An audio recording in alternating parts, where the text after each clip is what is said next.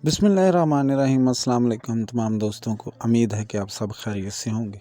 पाक herbal sport channel पर हकीम Shaukat Ali Najaf आप सबको खुश आमदीद कहता। आज हम बात करें ख़ारिश पर।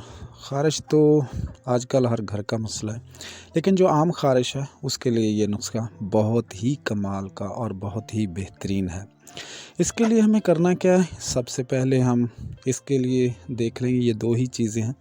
गंधक आंवला सार, ये पंसार स्टोर से मिल जाता है, पंसारियों से मिल जाती है।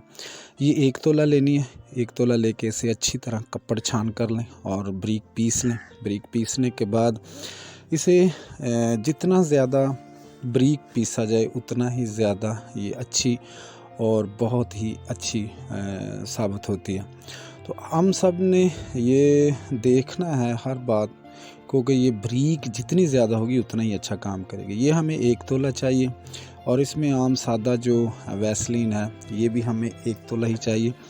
और 1 तोला से मुराद 10 ग्राम है। 10 ग्राम हम ये बाज़ार से मिल जाती है वैसलीन भी।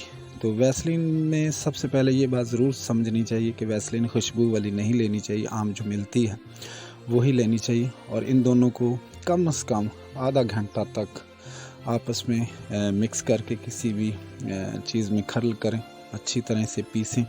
पीसने के बाद जो मकामात जिस जगह पे ये ख़ारिश है वहाँ पर लगाएं, रात को लगाएं और सुबह को इसे नहा लें। नहाने के बाद अगर 1 कप दूध मिल जाए तो आप खाली मैदे लाजमन पिएं।